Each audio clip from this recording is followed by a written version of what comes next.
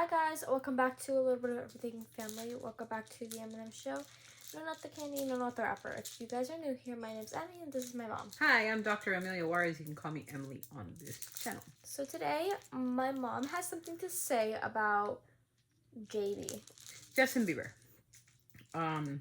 Justin Bieber, if you come across this video, I send you the biggest hug that this family, the 500 and plus people that support us and my family, we send you the biggest hug that I can possibly send through virtual or social media.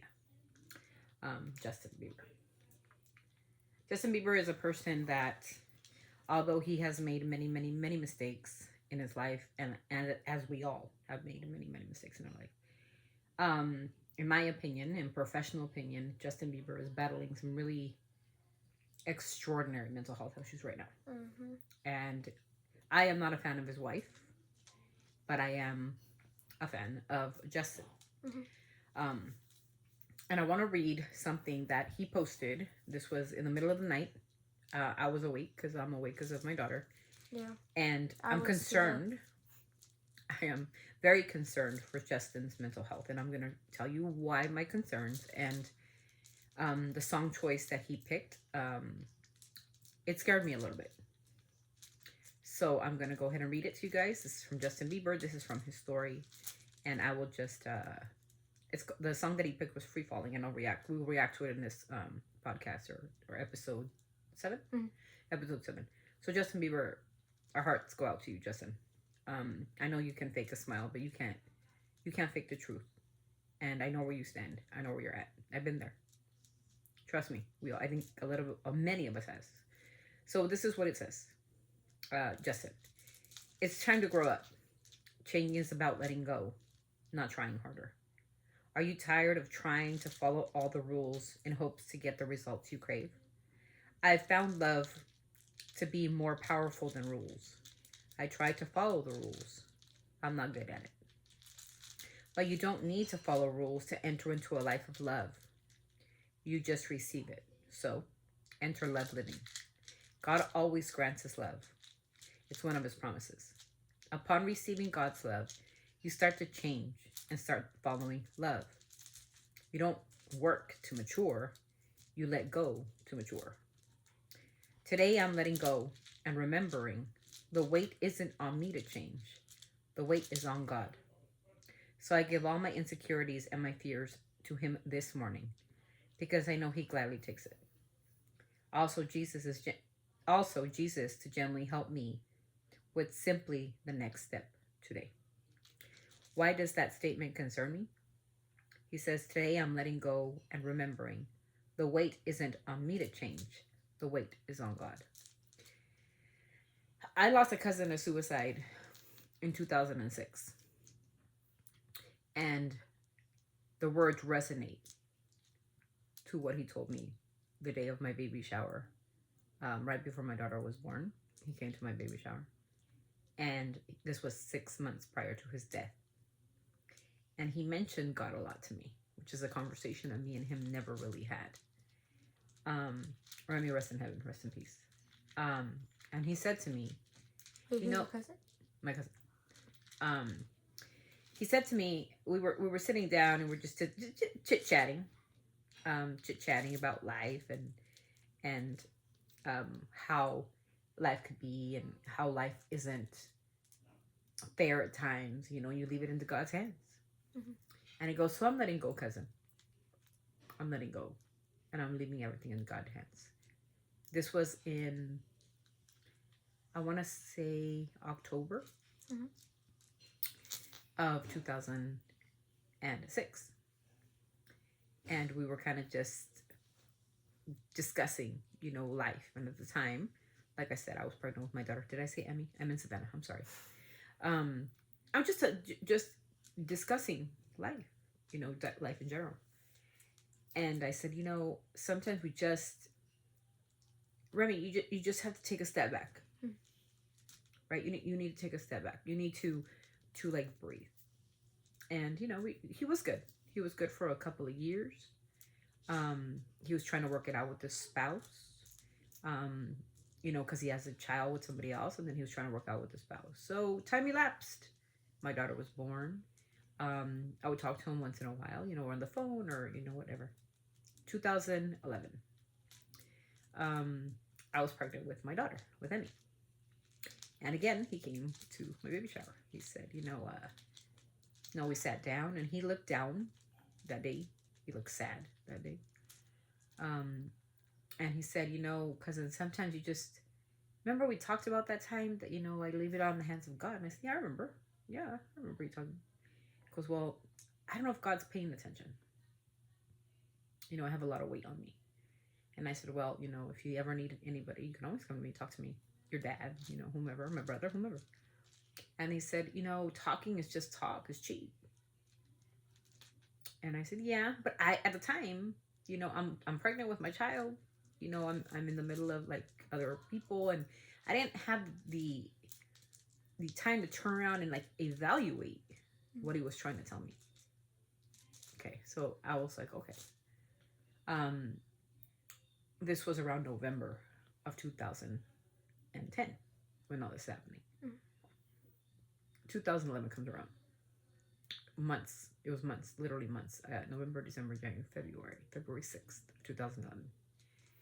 And I said, 2010, he goes to his dad's house, and he asks his dad for $1,000 because he just wanted to go away. He wanted to just go away from the world. He just didn't want to be in this situation. And unfortunately, his father didn't have the cash, or anybody had the cash. If he would have came to me, I probably would have given it to him, but he didn't come to me. He went to his parents, which is who we go to, right, when we need cash or whatnot, or usually our parents will help us out. Yeah. He went driving around that night, and he found, I wasn't there, so I can't verify anything. I just can verify what the police told me, that he went and looking for his spouse, and his spouse was with another gentleman in a hotel room. And he supposedly, allegedly, had a piece on him, and he basically threw some, at the girlfriend's car. And so he sped away. Didn't hurt nobody. Nobody got hurt. It was just at the car. He at the car. Well, he broke the car? To the car. Ooh. So he knew he was going to go to jail, right? Because that's, illegal. So he went to his mom's, told her what happened, and the mom said, go somewhere else. We're going to figure this out. And he goes, I don't want to go to jail. And he went to his brother's house. And his brother lived, if I were to tell you, he lived a block from my house. So we were living in a house that we rented, and he lived a block from it. So there was just a little piece of land that separated us, maybe 10 or 12 houses. And then you cross over the street, and there's his brother's house, little store, and then his brother's house. And you hear, this was maybe 6:30 in the morning. And I love sleeping on the floor with my daughter, Emmy. That was the thing. I didn't like beds, I like floors. She was very antsy with beds when I was pregnant with my daughter. And I was on the couch, 6:30 in the morning. I was on the couch, and I get a phone call, right? And I didn't pick up because it was a pirate number, so I didn't really pick up 6:30 in the morning. Who wakes you up at 6:30 in the morning? Yeah. And then I hear these shots, and I remember the shot, twice, pop, pop, right?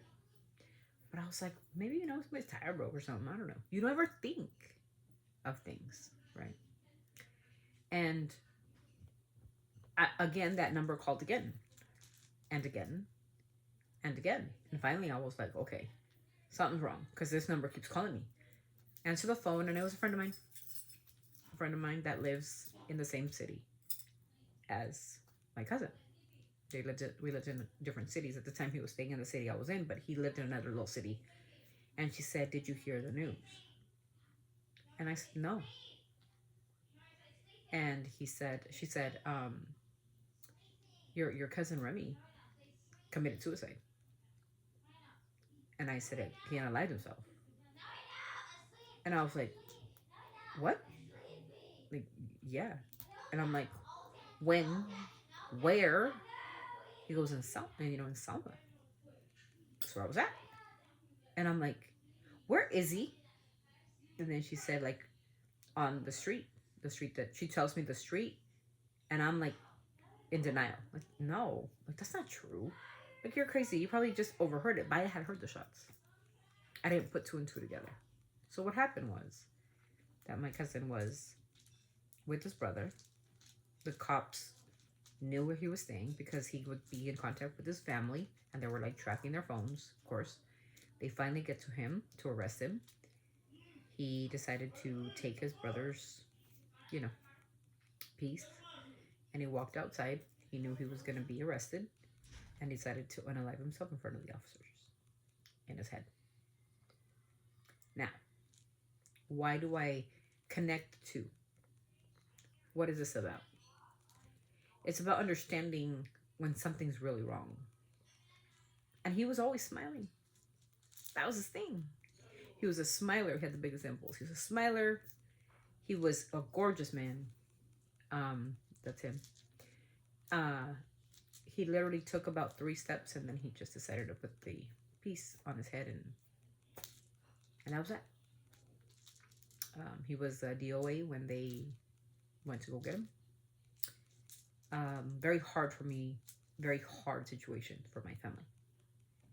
Because when you have a person who's full of life and could have done something with himself, but because there's certain situations that he might have messed up on, he could have just moved on. Mm-hmm.